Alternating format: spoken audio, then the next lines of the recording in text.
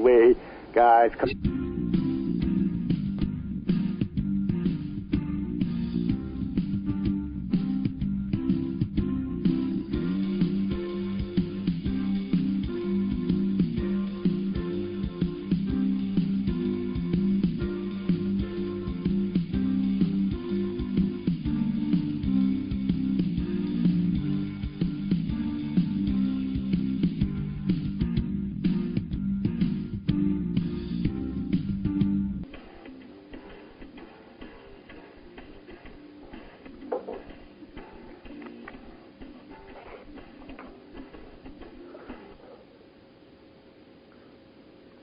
Welcome to another episode of the Dawn of Shades. I am your host, Gia Scott, and today is August 12th, 2008. I'd like to start the show off by wishing a happy birthday to my very own baby girl. And because she is now a young lady, I'm not going to announce how many years it has been since her arrival after a wild night of monsoon storms in Arizona. I will tell a short story about how 2 years ago I convinced a hotel clerk that she was only 14. And I'll admit it was a total lie, and she is long past 14. I only hope she retains her youthful appearance when she's approaching the mid-century mark. We do have a fantastic program planned tonight, and our guest will join us a little bit later in the program than usual, but that's okay. It gives me a chance to ramble a little bit more, right? I have to admit, I am cheating on that. I've asked my guest co-host from last week to join me tonight for a little while before bringing on the guest, who just happens to be the lovely Courtney Roberts, the author of Star of the Magi. That's our guest, not the co-host from last week. The co-host from last week is Gregory Miller, and I thought we would sort of rehash some of the themes that have cropped up last week as well as in other shows recently, namely the concept of hard times facing us in the very near future. Summer is drawing to a close. Fall is rapidly approaching. Kids are already going to school. Here in Jefferson and Orleans parishes, schools have started classes already, and I'm sure we're not alone in that. It's still hot in the most of the USA, but we're still facing the usual summer storms as the season winds down. But the tropical storm season here on the coastal regions is far from over. We're just now entering the most severe portion of that. But even with all of that, days are getting shorter. It's still dark now when I'm getting up for work in the morning. Barely daylight as I head off to work. Temperatures will soon start dropping. Harvests will happen where they can. And then comes that season that is driving fear into the heart of all those who live in the north. Winter. With high gas prices and an increasingly unstable economy, fear about how they will heat their homes is becoming nearly tangible. We have the war in the Middle East and rising crime, too. What other sorts of woes will befall us as we draw closer to those hard times that have been predicted by so many? And what does it really mean to all of us? Should we get depressed? What should we do? So, Greg, what are your thoughts on all of this? Well, one of my first thoughts is if you haven't negotiated a fixed rate with your gas company, do so. I'm pretty sure they have a litany of different programs, especially here where I live, where they were saying they wanted to lower the price by 7 cents a unit, and then next year raise it by $3. Okay. So if you happen to live in an area that has a village co-op or a co-op made up of 20 several different townships or something like that, call your local utility companies and make sure that you can have yourself put on a payment plan as soon as possible. That's just to backlog yourself against the rising fuel prices that we are going to see. It's an unfortunate circumstance, but it is inevitable. Yeah, that sort of seems to happen as people start using fuel oil and natural gas and whatnot, and electricity, too, to heat their homes. Then the prices seem to start to go up. You know, as always, public utilities commissions are usually never lowering the rates. One of the things that we have to concern ourselves with in the northern part of the country is the delivery of fuel oil or natural gas. And again, I would negotiate my rate with my Public Utilities Commission or make sure that I call my deliverer of fuel oil and make sure that I get some sort of a price fix. Yeah, Too bad I have to remember in the old days when I lived in rural northern Arizona, I used propane for my furnace, and you couldn't negotiate fixed rates, and when you ran out, you were simply out.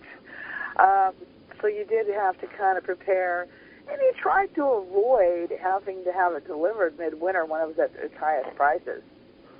Yeah, exactly. It's especially if, there's people listening around the world that they still have coal delivered, and even they're in the middle of winter in places like Australia. So the dog days of August are always a good time to start preparing for the deep and dreary days of winter. Well, there's always, I don't remember the whole thing, but the gist of it, the fable about the grasshopper and what was it, the mouse? Prepared for winter, the grasshoppers, having a party, singing all the time, and along comes winter, and he's starving to death, whereas the mouse was diligently putting away food and is just comfortable and cozy. And that's, being prepared for hard times, that's a good thing. Being prepared for hard times and emergency situations, we should also keep in mind that it's always a good thing to go through your house and make sure that you are stocked up for emergency situations in the winter. Not only dealing with your utility companies, but making sure that you have simple equipment like lanterns, stocks of batteries that are not going to expire over the winter in case you have power outages, which are frequent in the north, and occasionally the proverbial can of Spam on the shelf just in case you can't get out to the grocery store. Or that mysterious stuff known as potted meat. I'm going to reserve comment on that. Yeah, potted meat is very mysterious stuff. But yeah, things like that, having that. But you know what? I think even more important than the physical preparations, which are also important, may be preparing yourself mentally to face and overcome obstacles. If you can't psychologically handle winter, you usually get a symptom called seasonal affective disorder. And in the case of any kind of a national emergency or a natural disaster, you should always prepare yourself and say, what if, just in case. I'm not trying to rain on anybody's parade, but it's a good idea to ask yourself, what is the worst possible situation I could be in right now? Well, yeah, and, a frequent theme on programs we've had here recently has been to be spiritually prepared, which is more, emotionally, spiritually, intellectually prepared to face difficulties and overcome them. Exactly. And family bonding family bonding and getting to know each other is one of the things that we do more over the summer than we do in the winter time, and it's always a good idea to make sure that even in the last month or so before the kids go back to school that you get to know what they're into, what they're up to, and so if something unfortunate comes along, they're not going to be afraid of you or the next door neighbors, who are the people that you could rely on most in an emergency. Yeah, you need to kind of know your neighbors. You need to sort of have a support network. Have a network of friends or family nearby. Because, where I live, I don't have family close by. It's not like 2 blocks down. I have relatives. My relatives tend to be far, far away from me. But I do have a network of friends that in the event of trouble, a car breaks down or whatever, that's who I call and say, help me. What do I do? And, that's important. People that you can count on when the chips are down are critical to survival. If you can't count on your friends, then maybe you need to reevaluate your friendship. One of the things that we do in my neighborhood every summer is we have a street get-together, and everybody has a potluck, and they bring a different dish. It's themed out, and we close the street off, and everybody gets to catch up with everybody and find out what they've been doing over the summer. That sounds a lot of fun, and that sort of thing used to happen naturally with sitting on the porch. Back before air conditioning, summer afternoons, people sat outside on the porch. People took walks. You waved to your neighbors. You talked to them. Your kids were all playing outside. Now in the days of Nintendo and computers and air conditioning, we're all locked behind closed doors. It's always a good idea to, get together with other people and bounce ideas off of them like we're doing now and find out what your neighbors think about what may be coming up ahead. It gives you a general idea of what everybody around the country and around the world is thinking about things right now. Yeah. You hear so many predictions of doom and gloom. If you want to get depressed, okay, there's somebody on the internet that's going to provide you with a reason. Well, Everything from Planet X to major Earth disasters to planetary changes, climate changes, political changes. The list just goes on and on and on. I mean, you can find a reason to be depressed. There's all the gloom and doom you could possibly want, and then some. Well, what we need to do is we need to think positively, and we need to look to the future. And one of the things that we're going to be doing tonight is looking positively into the future and finding out what astrological markers may be holding for true as pertains to the future, and some of them may be against all that nasty gloom and doom stuff. Well, I certainly hope so. As many predictions as there are for the end of the world as we know it today, I have to admit, I like the world I live in. I like the people I live in it with. Now, I can think of a few I would like to put on a one-way trip to Mars, but, hey, we have people we would like to send to Mars. Remember, it's always a good idea to look over the back fence and ask their, neighbor how they're doing, and not to be irritated by the fact that they're running some piece of power equipment or doing something with their yard. Conversation. Well, I don't know about other places, but here in New Orleans, especially post-Katrina, we've had a lot of issues with depression. And, they actually run radio ads telling people, talk to your neighbors, ask them how they're doing. And, that is kind of important, especially post-disaster. And especially at this time of year, one of the positive things I actually saw on the local news the other night, one of our communities, usually people consider the neighborhood blighted, downtrodden, and everything. The neighbors all got together and they planted a community garden in what used to be a vacant lot full of trash. And then some of the local priests came by and they blessed the garden, and everybody had a picnic. It was great. Yeah, here they have, what do they call it, Night Out Against Crime or something. And it was block parties to get people to know each other, to keep the neighborhood watches effective, and have a good time. Exactly. And, it's a real popular thing here.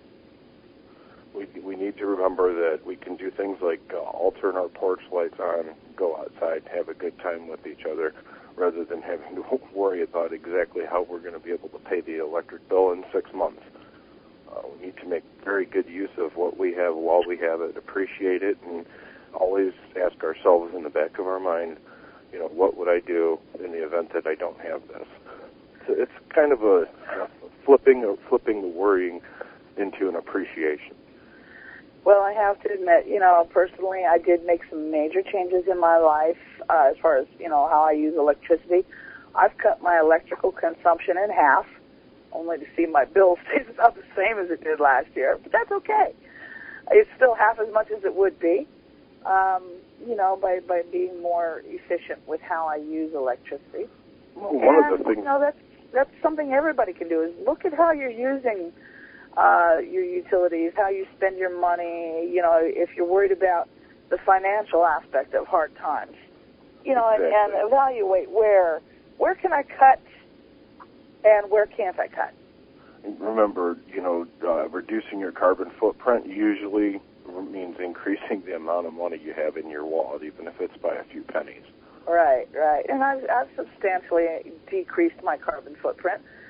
And I will freely admit that, even though I had the theoretical concern about the environment, I was motivated by financial concerns to actually make the cuts, and it hasn't been hard.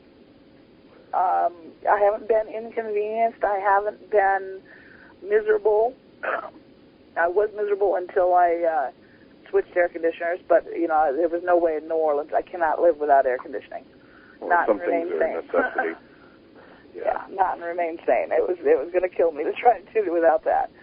when you get up in the morning and you're heading off to work and it's, 80 degrees or warmer and it's 90% or more humidity, it's air conditioning. Yeah. Luckily, I'm in a climate where I have one of the world's largest natural air conditioners, being the Great Lakes. So usually it would have to be about 100 degrees here before it gets to what it even seems like at 80 degrees in New Orleans. So I'm sort of lucky in that respect at the moment. And yeah, you are. I want to look at things in a positive way and try to, prepare myself for what's coming eventually. I am not going to depress myself over looking out at 3 feet of snow and having to go grab a coal shovel in order to get out of my driveway. It's not going to do me any good. As I look at my banana tree growing outside my window, I don't think I'll have to worry about snow. But guess what? We're going to take a break now, folks. And when we return, we will have our guest with us. But while you're waiting for it, you can log into exogenynetwork.com, ExoGenyNetwork.com. Click on the live tab and read all about her. You can also go to the Gia Scott page and vote about my mysterious engagement. Signing up for the newsletter automatically will enter you in the contest for the cash prize as well. And there is lots of information available on the website. So, stay tuned to the UFO Paranormal Radio Network, and the Dawn of Shades will be right back with our guest, Courtney Roberts.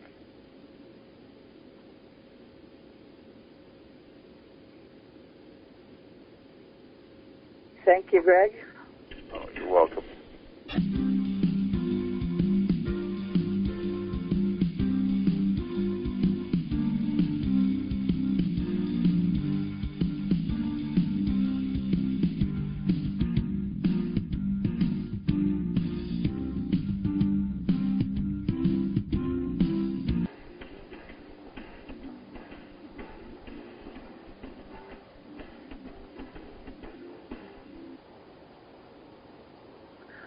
Welcome back to the Dawn of Shades. I'm your host, Gia Scott, and we are joined now by our guest, Courtney Roberts.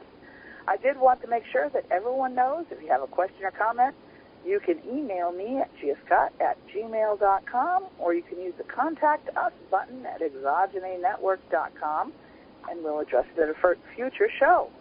For immediate interaction, you can raise your hand in the virtual auditorium and Pal Talk, or you can call in on the toll-free number 1-877-786-0562. Also, with UpSnap, you can go on air and on the web and print, and there you can find the Paranormal Radio Network. Dial 704-631-4060 and enter a 4-digit station ID code 2899. It's free right now. They dropped the $1.99 a month sign-up, so it's a free way to listen in on the Dawn of Shades or any other program on the Paranormal Radio Network. Now, Courtney, would you please introduce yourself to our audience and let them know who you are, what you do, and where to get your book and where your website is? Okay. Well, my name is Courtney Roberts, and I'm an astrologer, not your garden variety astrologer. I've had this kind of lifelong fascination with the cosmos and how we interact with it, whether that's spiritually or physically or emotionally.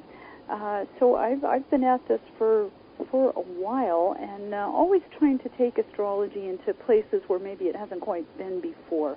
I have several websites and several books as well. My most recent book is The Star of the Magi, and that's actually a very new and completely up-to-date look at the whole issue of the Star of Bethlehem and the Persian astrology of the Magi, the three wise men in Matthew. It opens up a whole new can of worms on that whole subject. So that's available at any of my websites.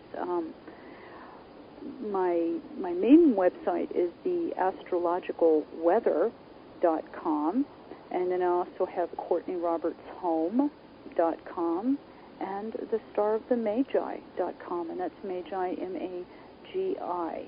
So you can find me any number of places on the web. Okay? Hey, sounds good. Sounds good.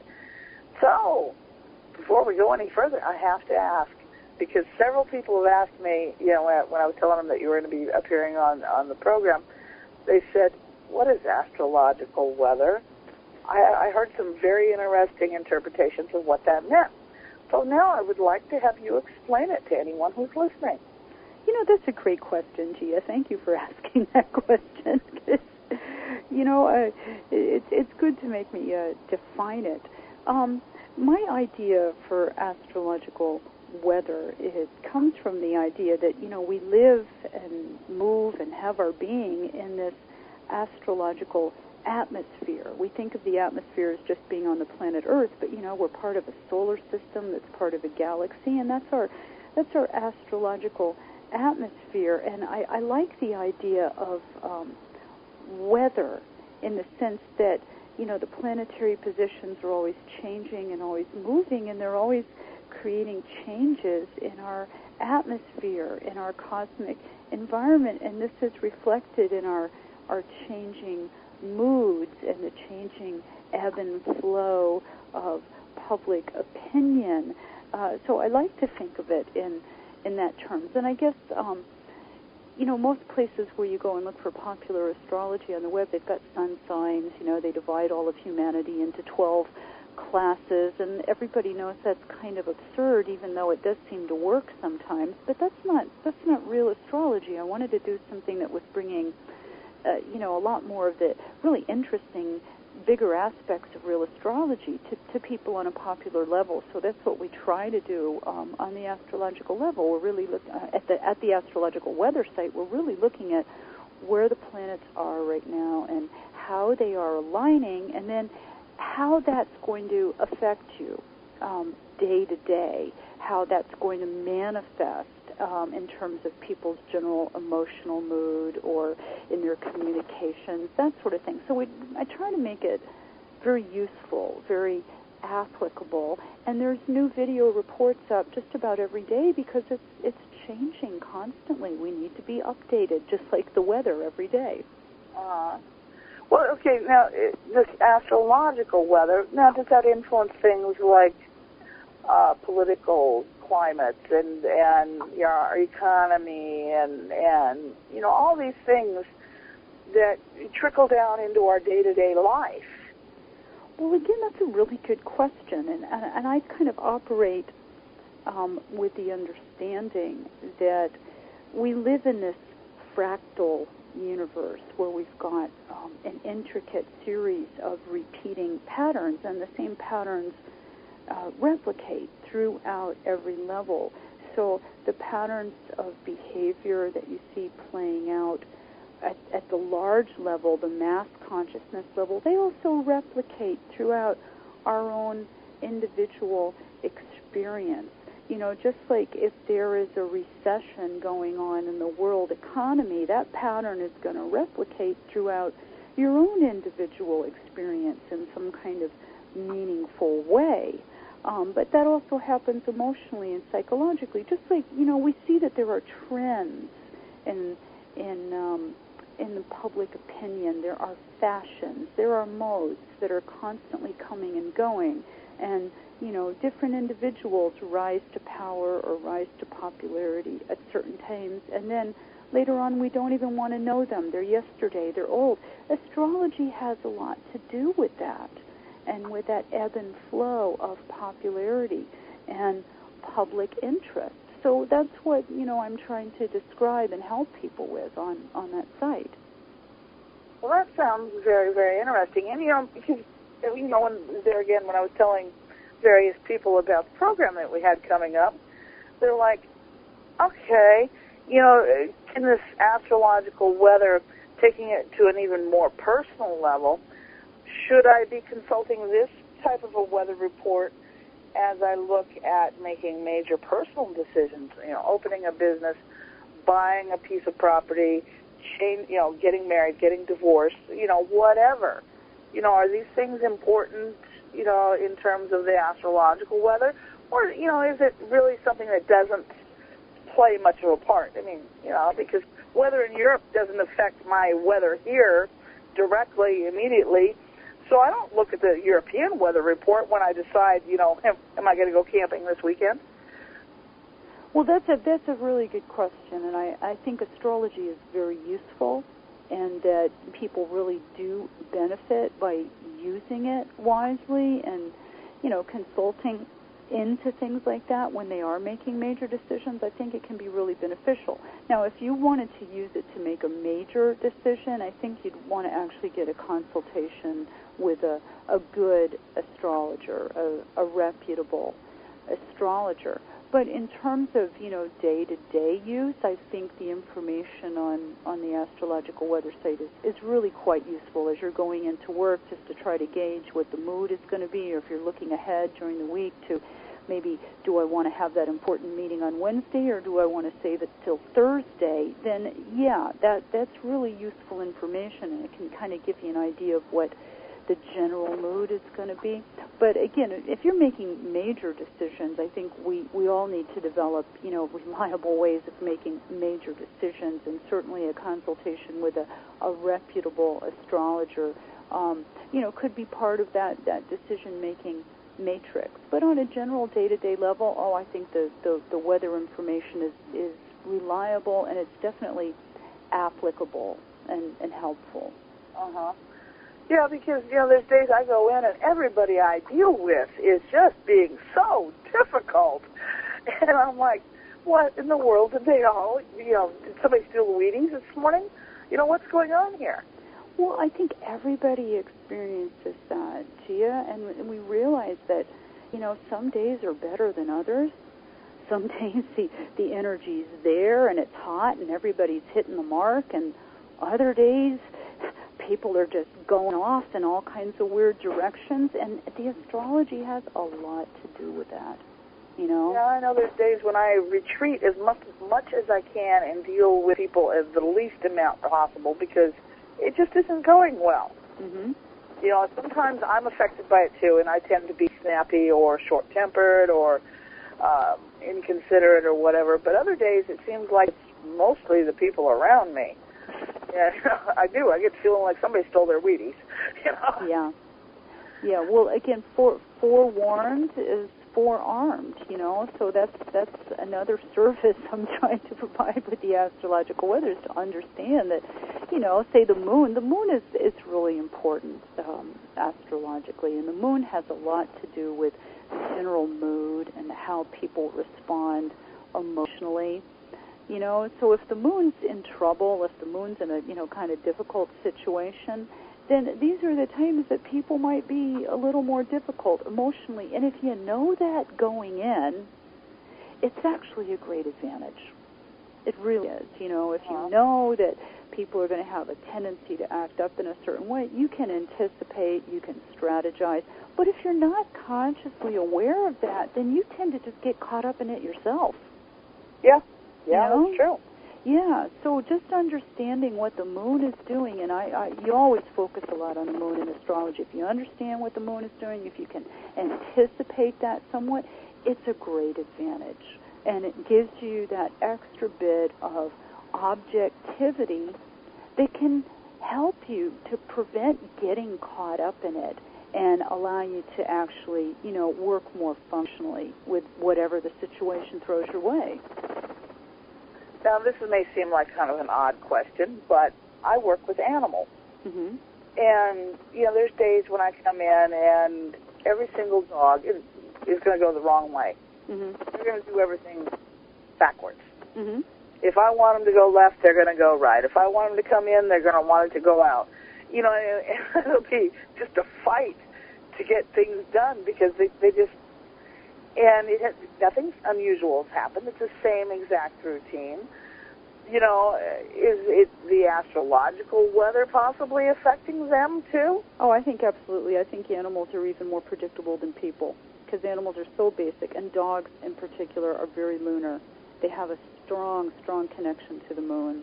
So, yeah, I think dogs are largely going to follow the moon. And you're right. Some days they're going to be more emotional, more temperamental. And other days, like I said, other days are great.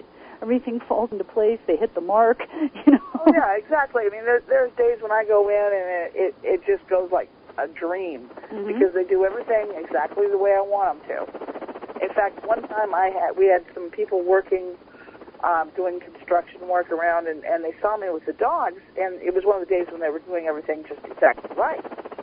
They seemed firmly convinced I used some sort of black magic on the dogs. And nothing I said convinced them otherwise. You know, and it's like, no, this is, you know, you open a gate, a dog should go in through the open gate. It's just the way they think. But as I said, I think it was one of those days when they just did everything right.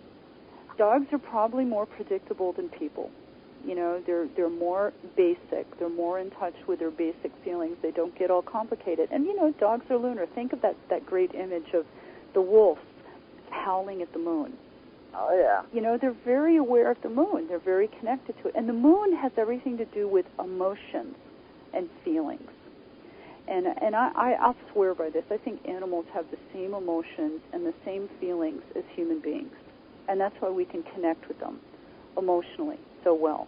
They don't do all the rationalizing and the thinking about it that we do. So they're actually a lot easier to get along with. Oh, yeah, yeah. My older dog, I mean, she thinks I invented kibble. She was actually the focus of a terrible nightmare I had last night in which an alligator bit off one of her legs. I don't know where it came from, but it was a terrible, terrible nightmare. Some kind of a fear and anxiety dream, no doubt. Well, recently we did have an incident where a boy was swimming in one of the little lakes and did have an arm bit off. And he was lucky that he survived at all. Yeah, because he was only like 10 or 11 years old. And, you know, I imagine that was where the loss of a front leg came from. Of course. You would have all kinds of anxiety. It was just a real strange dream. And it's apparently I just a spent the dream, night rowing. Tia. Yeah, it was just one of those nightmares, you know, your fears coming out, yeah. Yes. Yeah, I don't let her go swimming in bayous, by the way, just because of alligators. Yeah, it's not advisable. That is their territory. You know? Yeah. As much as she loves the water, I don't let her go in water that contains monsters. And that's how I see alligators, to be honest. I'm not native to this area. They're just a scary monster that lives under the water. You know, it'll get you. Well, the dogs are very much influenced by the moon. People are just as influenced by the moon as the dogs are, but, you know, the people are a little more complicated. The dogs are basic. So, yeah, I think you need to use a little astrological weather on those critters. It'll probably help a lot. Well, yeah, you know, because if I know that I'm going to have difficulty, obviously I'm going to keep things very, very basic. Yeah. Because why fight it? Exactly. It just doesn't make sense. You know, so, yeah, it affects animals, it affects... How about, okay, we have this election coming up, and everybody talks about Obama versus McCain like it's the best fist fight we've ever had. You know, is astrology going to affect that in some sense, too? Oh, astrology has so much to do with it, and so much to do with, you know, why Obama has risen so suddenly and so dramatically in the public consciousness. You know, he was a relative unknown a short time ago, and he beat out the strong favorites, and he's the favorite going into the conventions and heading into November. And his birth chart, you know, the planetary positions when he was born, they're all getting triggered off in a really big way. And also, he's a Leo. Leos are natural leaders, and the whole planet is going through a great transformation in our idea of leadership and what a leader is really supposed to be. We're in a leadership crisis, and if you look at how the leadership has been over the last approximately 8 years, the leadership's been really poor. It's really been like a perversion of what a true leader should be, what a genuine leader should be. They should rally the people through an ideal and inspire the people and give the people a vision and lead them forward. Obviously, that's not what's really been going on lately. So we are in a leadership crisis. And I think Obama coming in as a Leo in that situation is showing that, our whole idea of what a leader is has very much evolved and transformed, and he's emerging as the leader of the future. This new vision of a leader who's not a dominant white male, who's transformed even the whole visual image of what the American president is supposed to be. And it's very exciting to people. Not just people in America. People all around the world are very captivated with, the ideas that he's representing for people. It's a really fascinating thing to watch. Yeah, it really, really has. And, there's a lot of people that have made all sorts of predictions about our immediate future over the next year or so. And a lot of them haven't been exactly what I would call positive. Yeah. They tend towards the gloom and the doom and whatnot. And, at the same time, do we really want to put ourselves expecting negativity? Of course we don't. That's a really, really good point. I'm glad you brought that up because, let's face it, all the economic indicators are down. Okay? Yeah. It obviously, people talk about a recession. I don't think a recession is an adequate term at all because that's old. That's the old-style economy. I think what we're facing right now with Pluto and Capricorn now is a complete overhaul of economics as we know it, of economics as it's ever been known. So I don't think the term recession is even close to being adequate to cover. I don't know about all of our listeners, but I know that I would say in the last year, due to the inflation that they tell me doesn't exist, yeah, I figure that I've lost 25 to 33% of my income, even though I haven't taken a cut in pay. Mm-hmm. I've lost that much of my income because of the inflation and that doesn't exist. Yeah. Well, again, let's face it. The American economy was a house of cards. It was built on petrol. Now, whoever thought that building an entire world economy on petroleum was a good idea was obviously out of their minds. It was short-term greed that made it that way because, petroleum is dirty, it's non-renewable, it's non-sustainable, and it's led us into quite a fix. So obviously we're going to have to overhaul the entire thing. And, I realize that means in the short term it might be kind of painful and it's going to cause problems in the short term, and we're living with that. But in fact, it's absolutely necessary, and it's absolutely a positive thing. And let's look for the positives. I think that's very important. Well, I know always I've been told you cannot ever have construction without destruction occurring. So we're seeing the destruction of our old economy. And, yes, this is a difficult stage. And this is the sad truth about the American people. I was in the solar industry back in the 80s in Los Angeles, banging the drum for alternative energy, and nobody even wanted to know. But, that fact, that truth, that we cannot continue doing the petroleum thing, it's been staring us in the face for the last 25, 30 years. Nobody even wanted to know. And the unfortunate truth with the American people is it's got to hurt them, it's got to hit home before they're going to change. And now it's hitting home. And now, okay, we're changing. And we're changing really fast. I mean, you're looking at even the Republican candidate, John McCain. He's having to come out with all these alternative energy schemes just to keep up with Obama. That's a fantastic thing. It should have happened 30 years ago. Okay, it didn't. But now it's happening very fast because the American people are hurting. And unfortunately, we've got such a high standard of living and such a comfortable lifestyle, we're pretty spoiled. Yes, we are.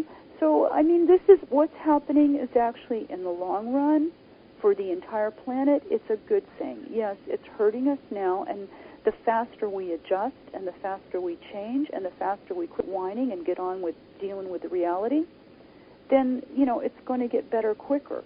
And that's what we need to be focused on, because there is no other country that is better situated to lead the world in this massive transformation than the United States of America if we'll just get on the stick and do it.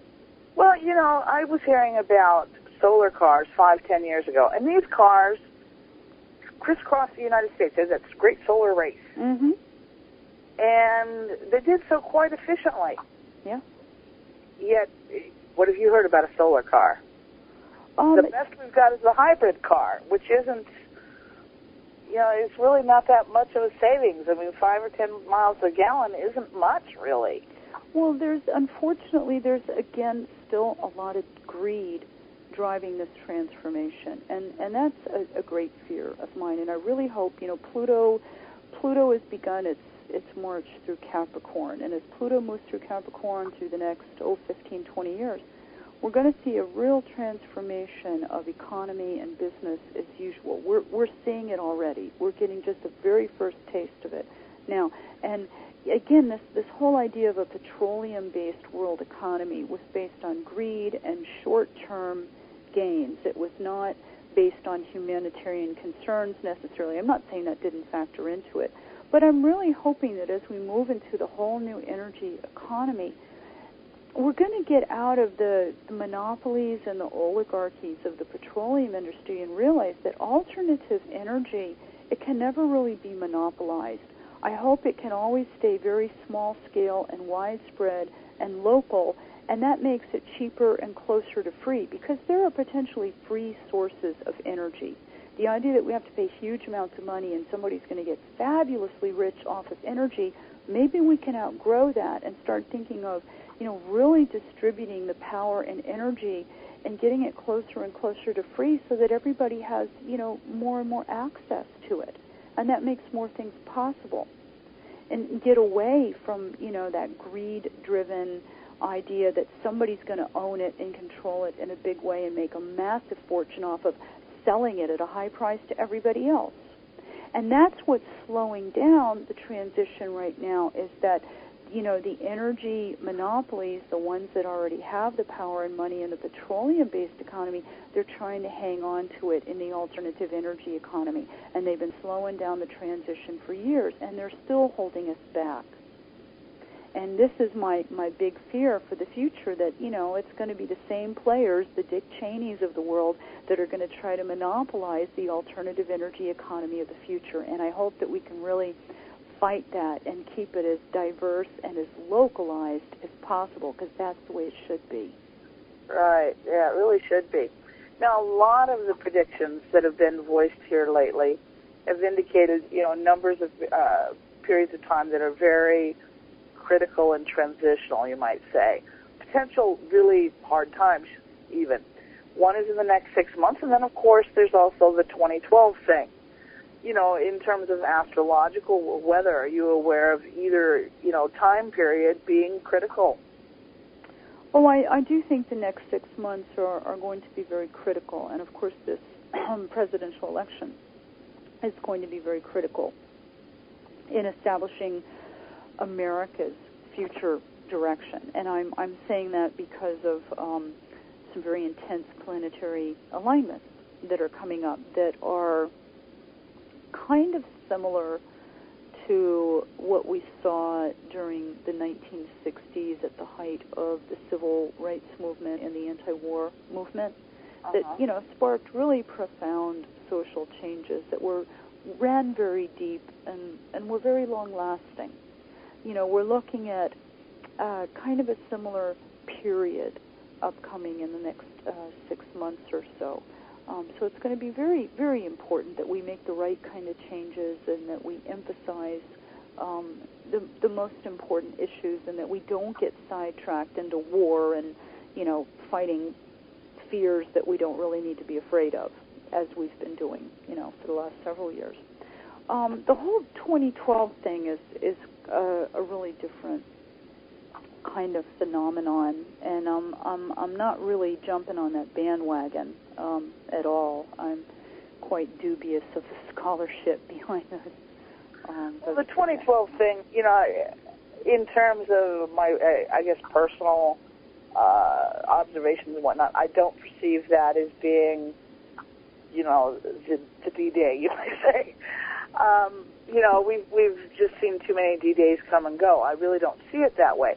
But even people who are sheeple, you might say, and function in complete ignorance of anything beyond their job, their credit card, and he who dies with the most toys wins, they're aware of the 2012 thing. So anytime, you know, I tell anybody, you know, that I host this show or anything, they're like, oh, what about 2012? And I'm like, well, what about it? You know? Yeah, I think that's going to be my... You know, it's a frequent question that I ask various guests. I think that's going to be my next book. I'm doing the proposal for that right now. The working title is Why You Will Still Be Here in 2013. You know, a lot of this speculation on 2012, it stems reportedly from the Mayan calendar. And, you know, there's a couple of individuals that have made a real industry out of promoting this idea that the Mayan calendar seems to say that the world is going to come to this dramatic end at the winter solstice in 2012. And I have to say that their predictions are not necessarily supported by the bulk of Mayan scholarship. This is more of a fringe interpretation of the Mayan text and the Mayan calendar. And also, the Mayan calendar is, it's not astrological, it's not astronomical necessarily, it's a numerical system, it's kind of an abstract numerical system. They did do astronomy and astrology quite a bit, but it was a quite different system from our Western tradition.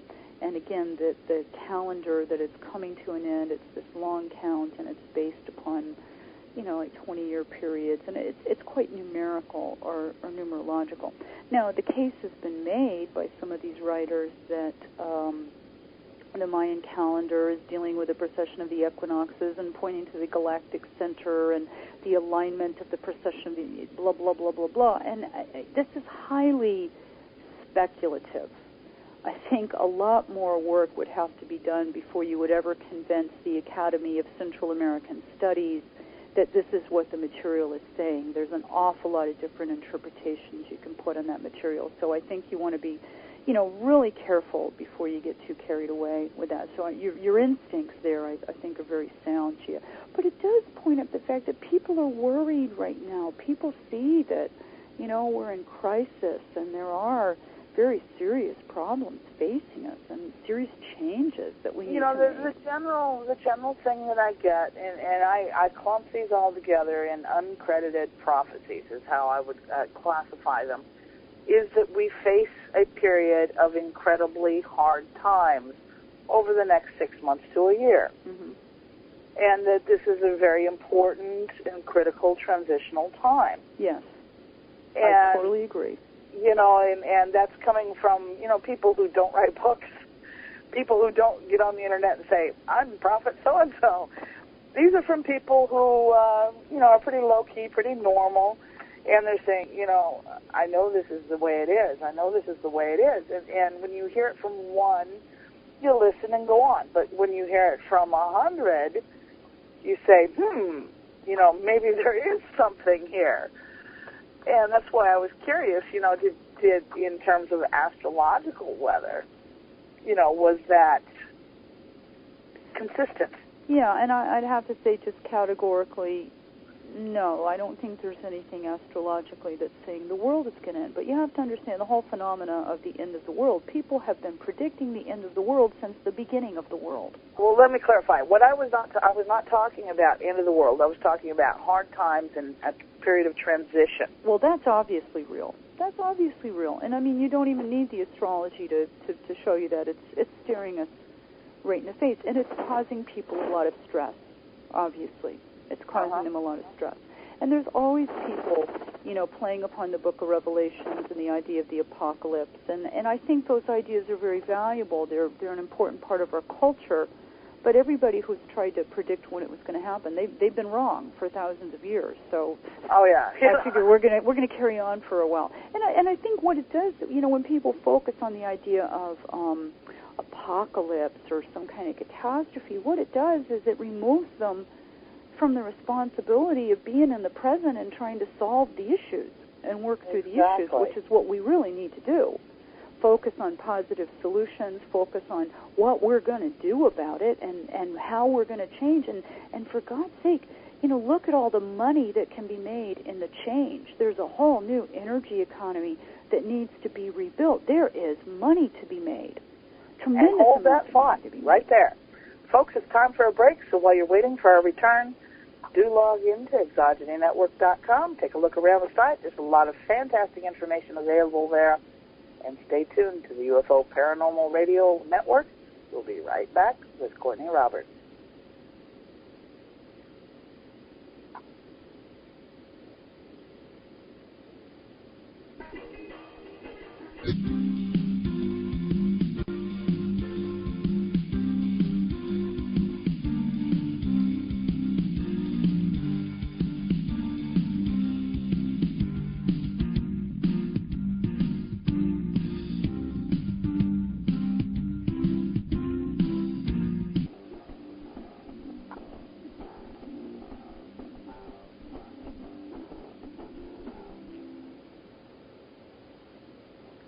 Welcome back to the Dawn of Shades.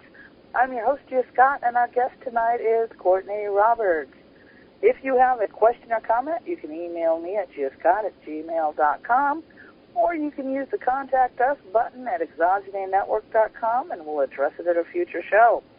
For immediate interaction, you can raise your hand in the virtual auditorium in Pal Talk, or you can call in on the toll-free number 1-877-786-0562. You can also take us along with you on your cell phone by using UpSnap, simply by calling 704-631-4060 and entering the 4-digit station ID code 2899. And it's free right now.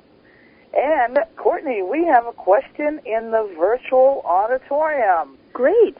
So, CDA 7420, come to the mic, give your first name and your location, and you are live and on the air with Courtney Roberts.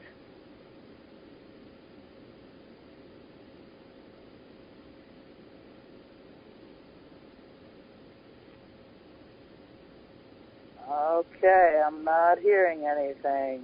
No, I'm not hearing anything either. Okay. All right, well, CDA 7420, if you would type your question into the text, I will ask Courtney myself, but your mic was dead. Okay, and while we're waiting on that, we were talking about the change in economy and the money to be made in alternative fuel, and it's been something that a lot of people have talked about. But what I'm really curious about is what you are up to these days, Courtney. Oh, I'm busy. I'm very busy. I'm doing the astrological weather, so that's a different video segment that I'm producing just about every day. And then, there's all kinds of updates and mailings and things that I'm doing on the website constantly, because there's fascinating things going on all the time that you need to keep abreast of. Yeah.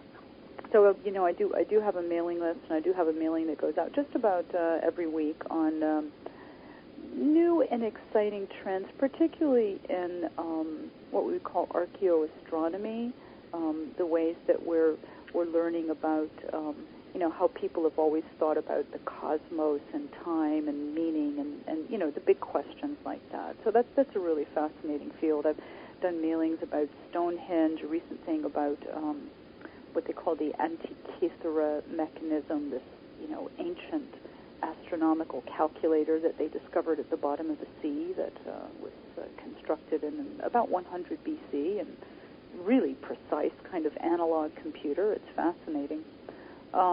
So So yeah, there's new stuff going on all the time there. So that keeps me really, really busy. But I'm working on another book as well. Uh-huh. As I said, the working title is something like 2012 and why you'll still be here in 2013.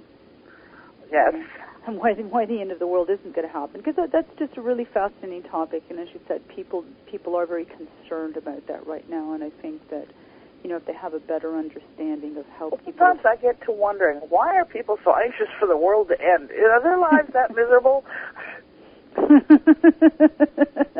Well, this again, people have been like this from the beginning of the world. There's always been somebody saying it was going to end, and in writing this book, it's great to put these stories together, because there's all these great episodes from human history of people who have declared that it was the end of the world, and they got hundreds of followers together, and they all holed up in a cave and waited for it, and there's really some very good stories there, and I think they're very educational stories. People need to know our history in dealing with this, and that when the human race is at a time of crisis, is facing stress and a need to change, this is one of the ways that we characteristically respond to it, And I think most people are maybe not as aware of that as maybe they should be. And that awareness breeds, I think, better ways of dealing with it. Well, often I wonder, when you take 100 people and you put them through the same stressful event, some cataclysm of some sort, some of them will survive, some of them won't. And out of the ones that survive, they will survive with varying degrees of success. Yet they all have the same, you could have them all have the same equipment, give them all the same skills. What makes the difference between one person being a survivor and another person not being? I think a lot of it is adaptability. Some people deal with change better than others. Some people have a lot of trouble with change.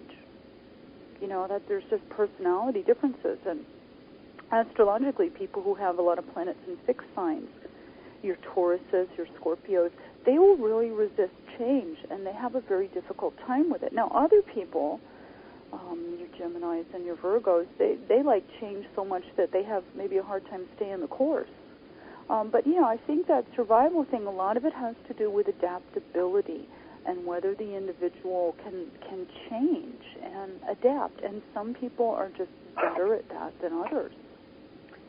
Yeah, and there's a definite difference.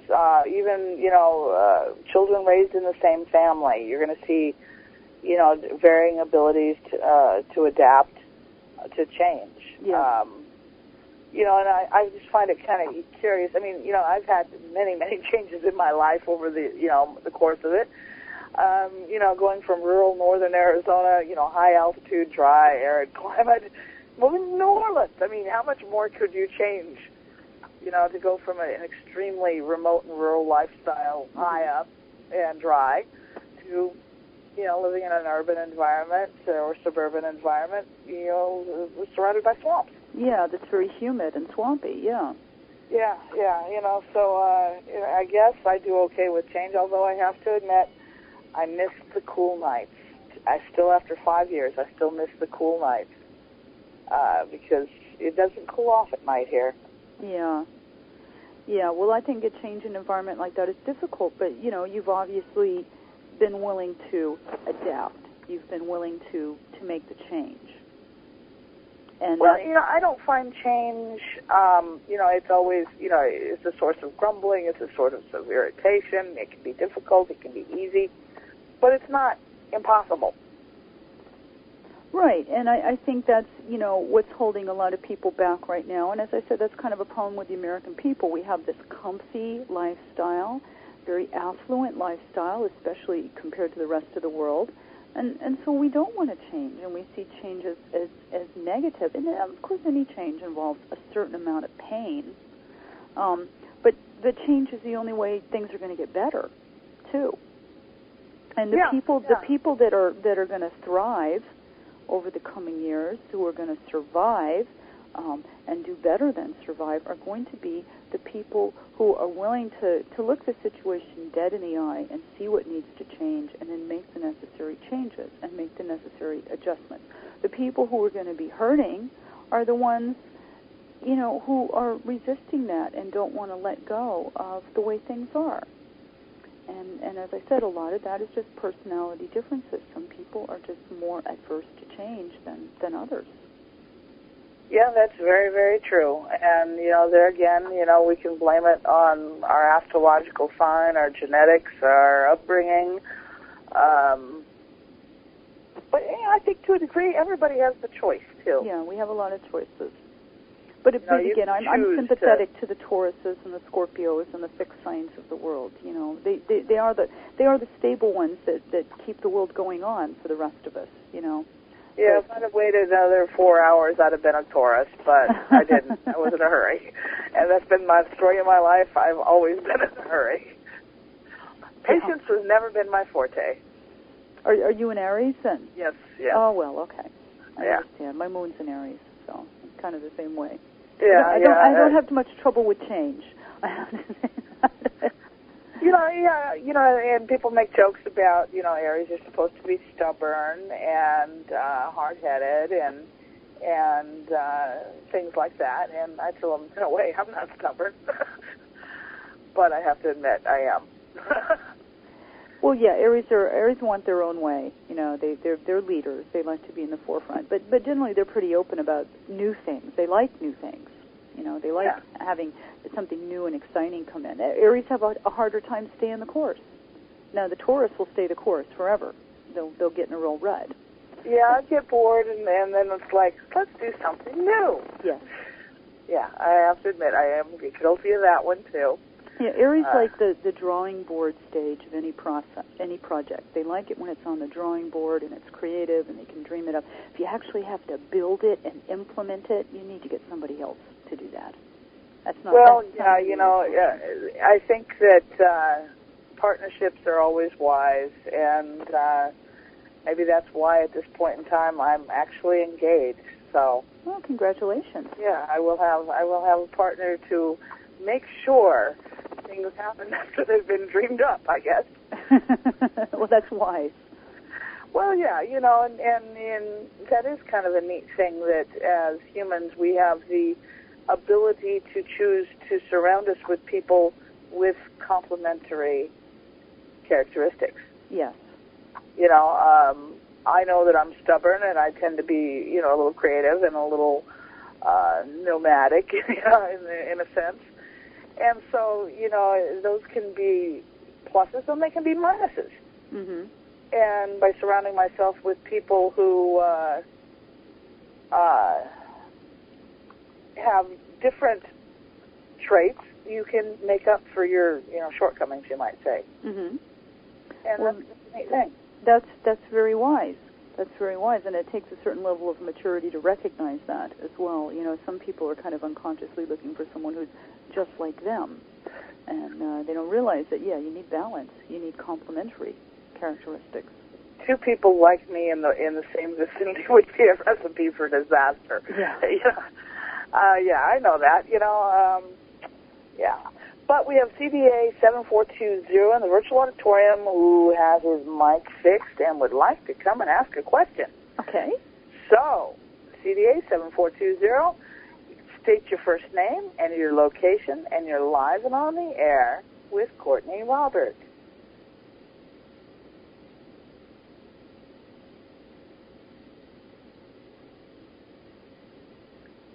And I don't think we have the mic fixed.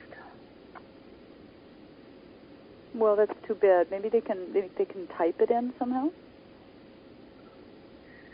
Yeah, CBA, your mic still didn't work, so if you would type it in, I will ask the question for you, because I don't know what's up for it. Maybe next week it'll work for you. So, yeah, I'd like to hear what they have to say. Yeah, me too. So just type it in, and I will, like I said, I'll read the question to Courtney. So we know what you're up to these days. How about your more futuristic plans there, Courtney? Oh, I'm building some very futuristic plans. I mean, I always plan to do more publishing. And by the way, I'm doing a lot of readings and I'm doing a lot of classes online. If people are interested, they can go to my website. I've got free readings available and free astrology classes on the line. I've got an online virtual classroom where I've got students from all around the world, and they have video cameras on their computers, and I have a webcam on my computer, and we basically meet in the classroom online, and we can see each other and talk to each other in real time. It's just like being in a real classroom, except that I'm in New York and they're in England or Wisconsin or California or Australia. It's great. It sounds like it. It sounds like it. I've often been told, because I would say that it's probably one of the areas I'm least educated on has got to be astrology. And I have a friend here, and she's like always telling me, you need to study this. And I'm like, I do so much research every week. I'm not sure I can add, any serious research into learning this into my weekly schedule. Because, I do have a fair amount of stuff I have to read. And a lot of people don't realize that just a 2-hour program can occupy as much time as it does. Mm-hmm. When you add it on top of, the fact that I do have a day job and, I do have some personal life. Well, you might be interested in the online classes. I do have a beginning class that I do, and it's very basic.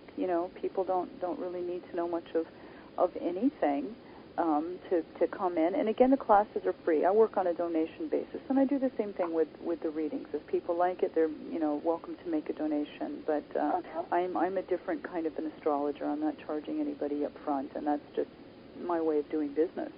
But yeah, they can come in. We have the beginning classes, and you don't really need to know much of anything. And we like to, in the classes, I really like to work with the charts of the students that are there. And most people love to talk about their charts. That's one of the reasons they get interested in astrology. They're trying to figure themselves out, and it's a great environment where people can come in and talk about their own charts with other people that are trying to learn, and we get into the most amazing conversations. So, by all means, drop in. It's low investment. There's not a lot of reading that you have to do before or afterwards or anything at all like that. You can just come in and, get your feet wet, jump right in and start doing some real astrology. Well, that sounds like it would be a lot of fun. So is that at your, which website do you have that at? That's on the Star of the Magi website, but you can actually link to it from any of my sites. I've got links to the classes. And, right now we're doing classes on Sunday afternoons, 2 p.m. Eastern Time is the beginner's class, and then I have an intermediate class that follows after that around 3:30. So I'm in there from about 2 until 5 Eastern Time on Sunday afternoons. Now I've got a whole new schedule coming out in September, and I'm going to diversify and add some other classes and discussion groups as well. So they can look forward to that as well. Yeah, September's coming. It's back to school time. This has been the summer schedule. Here we've already, kids have already gone back to school. I know. Can you believe it? Whatever happened to summer vacation? Well, yeah, and I when my kids were young, I really hated to see back to school time arriving because school was such, it didn't allow much time for living for them, Yeah. And I used to just kind of go, because now we got 9 months of this again, Mm-hmm. And it seems like it does get it earlier and earlier, and I don't have kids in school anymore, but I did ask somebody the other day, it's like, is school back? And they're like, oh, yeah, they went in last week. Yeah, and it's August. So, yeah. Yeah. This summer has flown by for me. Yeah, it has. It has. But, yeah, as I said, I've got a new September schedule coming out, and I'm going to do some discussion groups. It's just a great way to get people together and to meet people from all over the world that have the same kind of interest, and as I said, to jump in and do some real astrology. We don't beat around the bush. We get right down to it. Yeah, and even if you don't have aspirations of being an astrologer yourself, a basic understanding of things like that, I think it all contributes to a well-rounded personality. Absolutely, and a basic understanding of your own chart, your own proclivities, your own strengths, your own weaker points, that's really useful stuff to have. It really is. Yeah, I think about the number of years I've spent on self-examination, and I still don't know all the answers. So, yeah, in terms of just that, it would be quite interesting, because I have never had anyone do a chart on me at all. So, when I say I'm ignorant, I'm really ignorant. About all I know is that I have been told that Aries are traditionally stubborn and hard-headed and tend to not be stick-to-it sorts. Mm-hmm. And, those have been traits that I have seen in my own character, so I have to agree. Every 4 or 5 years I usually would get an urge to change fields entirely because I was bored. Mm-hmm. Yeah, so adapting to change is sort of, I guess it's one of my better strengths, because I will artificially create it. Right. Yeah, Aries wants something new. They do get bored. They want to move on to something new. They're the first thing. They start things off. They kick things off. And that's good. If they understand that, then they can stay within their function. When they get into trouble is when they're trying to be something that they're not. And as people understand themselves, then they can stay within their function and do what they're good at, and not waste their time or other people's time trying to be something that they're not, and allow other people to complement them and balance them out. And I think astrology is just it's so rich, and it's so valuable in helping people to do that. Right. No matter how hard I try, I would never be a June Cleaver / Betty Crocker character. It's not going to happen. Right. I can have goals of a boring life all I want. I will never achieve it, because it just doesn't work that way. Yeah, that's not you, and you've got to be true to yourself. And what's great about astrology is you can go through all the self-examination and analysis. In astrology, we have a map. We actually have a map, and each personality is so unique and so different, and each personality has its own map. But we have the map, and the map is wonderful. I mean, after all the years I've spent in astrology, I am astonished that they allow psychologists to practice without using astrology. I think there ought to be a law. Listening to you now, I'm wishing especially when my daughter was born, because children arrive with no owner's manual, okay? Mm-hmm. I wish I'd have thought, gee, let's get her chart done. Let's get a map. Yeah, let's get a map. I mean, she was born on Friday, August the 13th. I'm August the 14th. Her birthday's not actually till tomorrow, so happy birthday to you, too, Courtney. Thank you. And, she has always been the most contrary, hard-headed, independent soul. And it took a lot of hard work on both of our parts to arrive at a working relationship without trying to mix oil and water. Mm-hmm. She thought I was absolutely the most awful mom on earth when she was, say, 10, 12 years old, because she wanted me to be friends with her mom, her friends' moms. And I'm looking at her friends' moms, and I'm going, what am I going to talk to them about? We have nothing in common. We live in different worlds.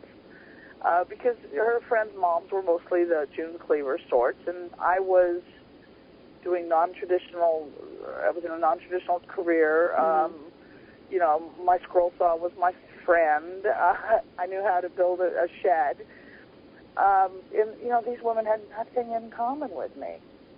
They would never pack up their kids and go fishing for the weekend. Well, as you said, I think it's a good idea when the child is born to get a map. And I think we're wasting a lot of opportunities by not using the astrology, in a culture that doesn't really support it very well. I think it's tragic, that people are making vocational choices and marriage choices, without using this really wonderful tool that could give them a lot of very valuable insight. Yeah, that's quite interesting. In the virtual auditorium, though, we do have a couple of comments. Okay. One was from CDA 7420. He said he just wanted to agree with you on the greed, but the alternate power is man, horse, water, and wind. Mm-hmm. I'm not sure exactly how he means that. And then we have a question from Mr. GR. What about astrology and the real weather? Can we, within reason, say whether or not we will have a bad end to the hurricane season?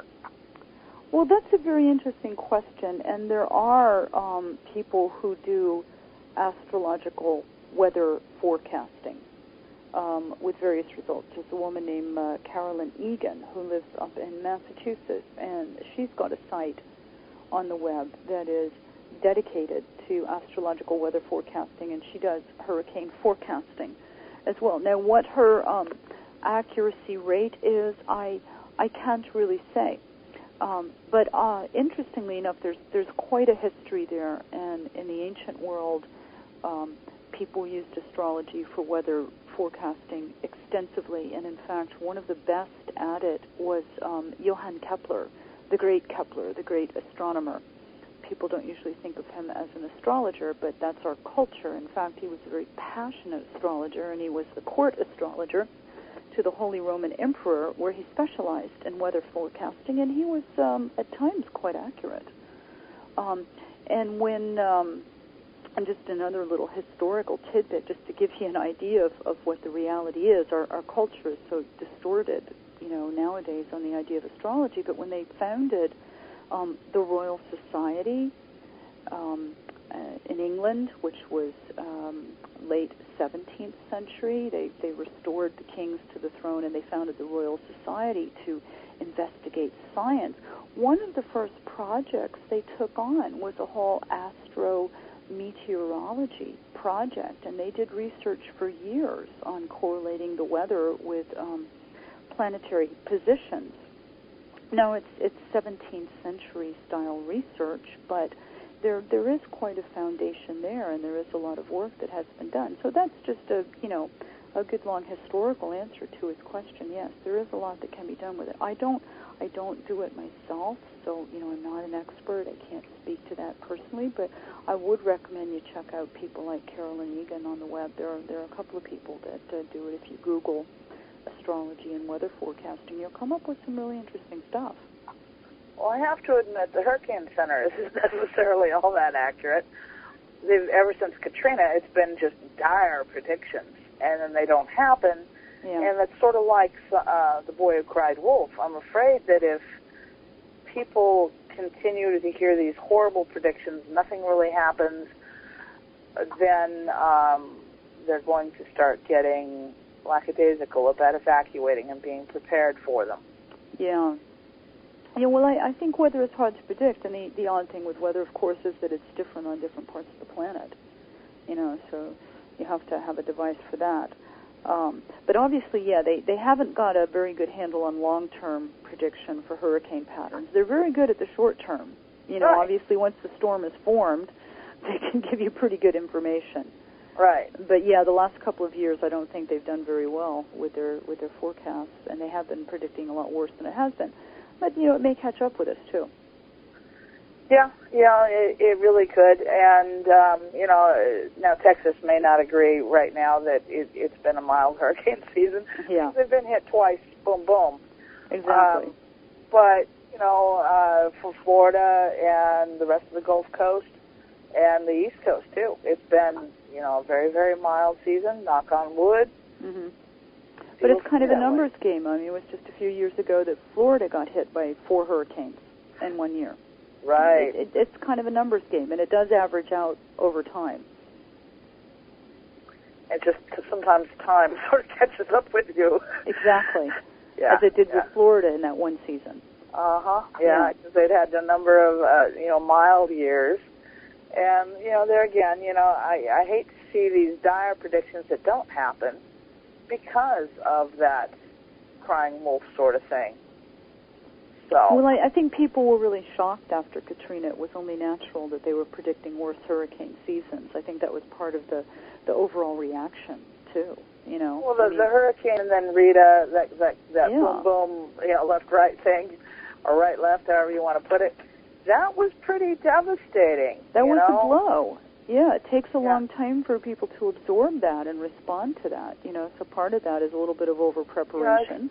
if you go to Lake Charles or Lafayette or even here in New Orleans, you still see blue tarps covering roofs. Yeah.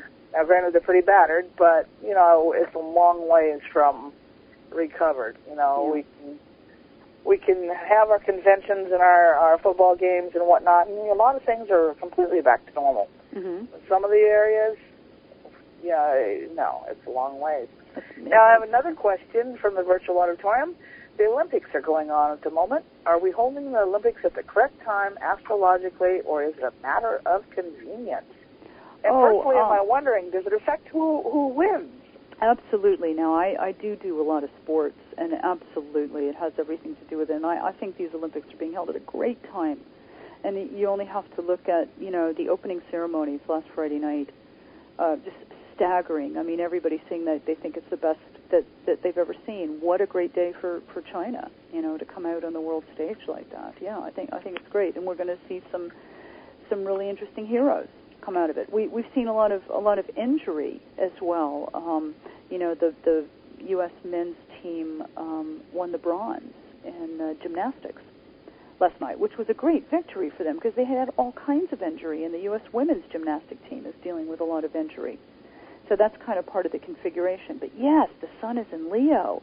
There are heroes being made. There are new leaders stepping onto the stage, and I think this week will be really big. The sun is moving into an opposition to Neptune, so we're going to see some very legendary kind of accomplishments coming out. So yes, I think it's great. Ah, okay. We've got there was the Olympic swimmer, the male swimmer, Michael Phelps. Trying to break Mark Spitz's record. You know, in terms of astrology, does he stand a good chance? I don't even know if all the competition is finished yet. Yeah, he's still got quite a few races to go, but he's really on track, and he's not just winning his races, Gia. He's just destroying the competition and smashing world records as he does. And he, in fact, just kind of an omen. Now, I haven't actually looked at his chart to see if he's going to make this goal. I have watched him swim, and I'm watching the omens. For instance, he won his first race, and that would have been his weakest event, and he smashed the world record and trashed the competition. That was his weakest event. His second race was a relay on a U.S. relay team, and in fact, the U.S. was in second place to the French, and the French had sworn they were going to beat the U.S. And going into the last leg of this relay, the U.S. was in second place to the French. And the U.S. swimmer, it wasn't Michael Phelps, the U.S. swimmer pulled off this miraculous upset where he drafted off of the French swimmer and caught him and actually won the race, and that got Michael Phelps his second gold. So the dude is not just a good swimmer, he's lucky. And then he did a third race last night, and he trashed the competition. He won in fine form. So, yeah, he's on track, he's on target, and he's looking good. I don't think anybody can touch him right now. Well, that's good news for Michael Phelps. It's very exciting. And he's a really good kid, you know, he's a nice kid. Yeah, I have to admit, I don't watch TV. So, you know, in terms of this, I kind of get it, you know, through news online or secondhand from people who have watched the events. You know, I did hear how beautiful the opening ceremonies were. You didn't watch it? No, I didn't watch it. It was staggering. It was just pure class. You've never seen anything like it. And what a great day for China. You know, I know they have a lot of cultural problems and, you know, control issues, but, you know, we've been waiting for years for this sleeping giant to wake up and take its place on the world stage. Well, Friday night, it did. It was I'm glad to hear that because, you know, there were a lot of concerns about how well is China going to pull this off. You know, and I don't know about you, but, you know, I got several emails with samples of signs in China that have been translated from Chinese to English. Those are great. Those are classic. Yeah. Yeah, you know, if you understand the difficulty in translating from one language to another, you understand how this happened. Yes, exactly. they were really funny. They are. They're hilarious. I've seen them. And I've taught over there, so that's always a running joke, is just the mistranslations. They're a scream. Yeah, and because things don't translate well, anyhow, often. And if you choose a similar word, if you choose the wrong word, it comes out as hilarious as those signs did. Yes, exactly. And, so, China was already sort of being the butt of jokes before the Olympics even began. And the torch relay was kind of a disaster for them, because I don't think the Chinese were at all prepared for, the reaction of the rest of the world to their totalitarian and oppressive policies. And I think that was a rude awakening for them. I think, technologically and creatively, they've done an astonishing job on the Olympics. And all the credit goes to the Chinese people. There's, over 1 billion of them, and they're great, great people. And yes, they do have a controlling and oppressive government, and that needs to change. But I think the West also needs to kind of step back and understand that China has a very different history than we do, and a very old history too. Yeah, very different ideas of social organization and Confucianism. Their whole society was built on Confucianism, and that's just a very different system of social organization than what we have in the West. And it's not going to change overnight, and it's not necessarily even fair for us to insist that it does. They're going to change at their own pace, and they have to do it their way, They have thousands of years of history of a totalitarian government. Yeah. Why do we expect them to become westernized in the next 5 years? Yeah, exactly. And, they see the downside of Western society as well, in a way that we can't totally appreciate either. Right, because our society isn't perfect, and for us to think so is highly conceited. Yes. I like it, but this is what I know. But they are a great people, and, they just have amazing personal resources that are just on full display in these games, and I'm really happy for China. I'm really happy for them. I have a lot of Chinese students that I work with right now, and I love them, and they're just beaming right now. They're so proud, and I think it's great. I'm not downplaying the human rights issues. I think they're serious, and obviously they need to be addressed, but we need to be patient about it as well. I think China's doing a real. Oh, hello. Oh, I think we have lost her. Hello? Hello, there you are. My wireless phone cut out. I'm sorry. Okay. Well, I'm glad you're back with us. Yeah, now I'm on the one that has a wire, so I think we'll be okay. Okay. Actually, your voice is even clearer. Oh, good. So, yeah, that sounds good. Well, that's the virtue of having an actual wire, I suppose. I suppose so. Yeah. So, yeah, I'm really, it's such a great honor for any country to get to host the Olympics, even though it is a huge financial liability as they prepare for it. Mm-hmm. And it is, because there's so many things that have to be built, put in place, and so forth and so on. So, they've spent a lot of money preparing for this. Mm-hmm. And, I'm sure with the tourists and whatnot, that, they more than will make it back. But it's a huge investment for any country. Yeah. Yeah, and they're making it back. I mean, you look at the media right now, everybody's gone nuts for China. All the radio stations and TV stations, people can't get enough information about China right now. So this is huge for China. And that is what the astrology is saying. Remember, I said we've been in a leadership crisis, and there's new leaders stepping up right now, and a new futuristic brand of leadership coming to the fore. And right now what's going on in the Beijing Olympics is a big part of that. This is China stepping onto the world stage in a very dramatic way, and this is going to be a big part of the future. Well, if you just look at them in terms of history, their leaders now are going to be people who have grown up under the communist regime. Mm-hmm. Whereas before it was people who were part of it coming into power. Yeah. So, you're going to see a change in that, because they can look at their own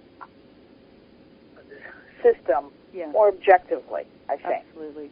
because it has less ideology and more practical sort of concerns. Oh, You yeah, know, they this have works, a that doesn't. unique perspective that we can't even begin to approximate. Right. You know, I cannot imagine a life where I couldn't do something like decide, okay, I'm moving to New Orleans, or I'm moving to Alaska, or whatever. You know, where somebody would be telling me what I could and couldn't do. I can't even imagine that. But you're also talking about a country that still has a tremendous amount of poverty of their 1.3 billion population.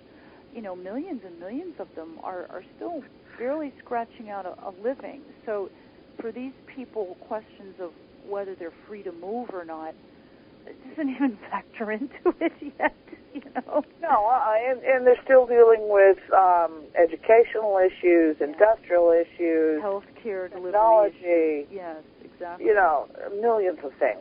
On a very large scale, always on a very large scale in China, and they've got such a diverse population as well. So we're seeing something very important happen at these Olympic Games. They're definitely being held at the right time, and there will be problems. There is an interesting situation with the planet Mars shaping up Friday and Saturday. So, you know, there is perhaps the threat of some trouble. I don't see it as major necessarily, but you know, there will be some incidents. But by and large, this has been an incredibly glamorous set of Olympic Games and incredibly politically and culturally important. We are seeing, you know, a real transition in world Well, you know, isn't China opening up more to tourists from other countries? Oh, the so economy's just in opened terms of tourism is, you know, important. People are going to come back and say, oh, I saw the Great Wall of China, or I saw the Forbidden City, and it was so wonderful. You know, you got to go see this. Mm-hmm. And people who are financially able to travel internationally are going to say, well, you know what, we can put China on the list of places that we may want to go visit. Yeah.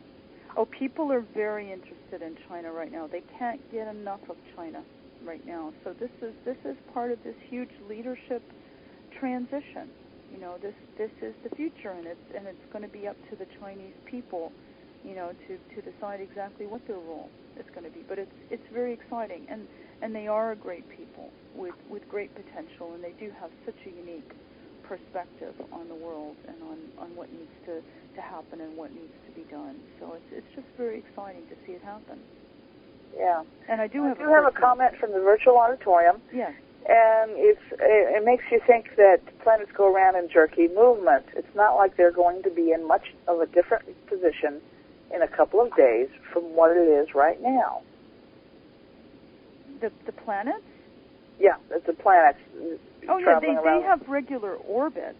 They have regular orbits, but they're constantly realigning in respect to each other and in respect. So even though the movement isn't that dramatic.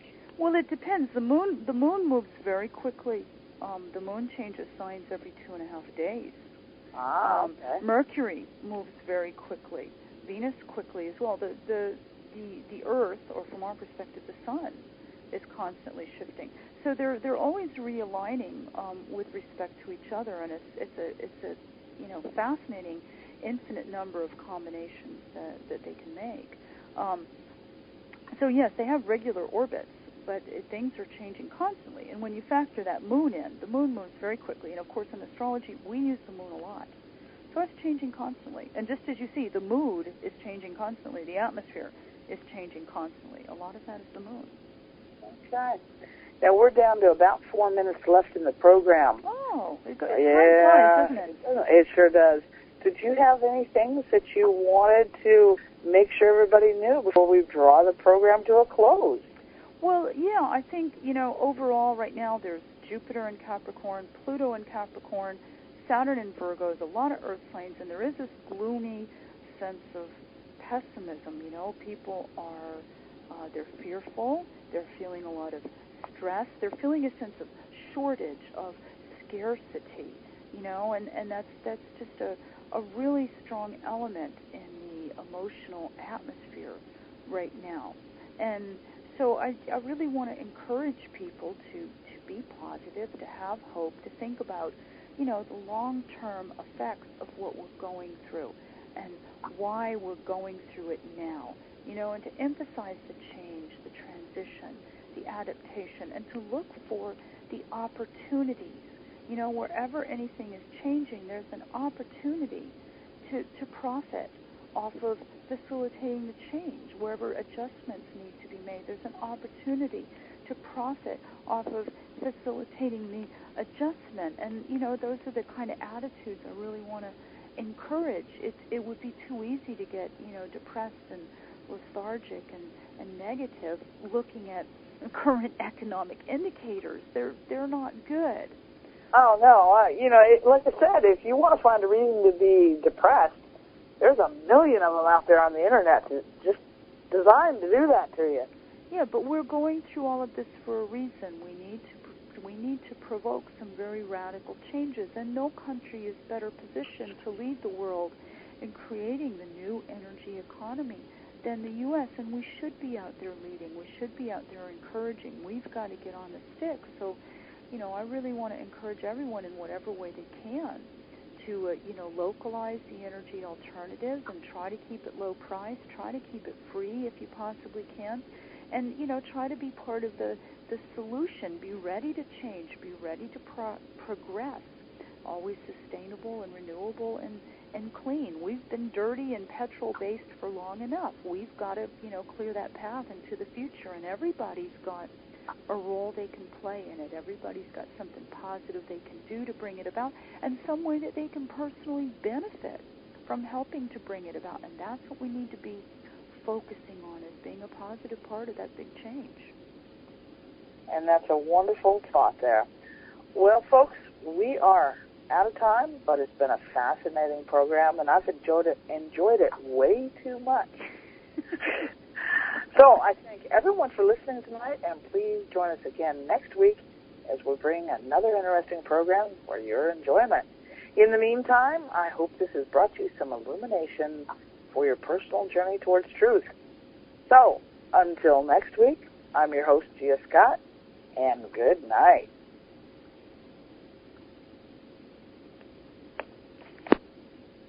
Okay, Courtney, we are clear.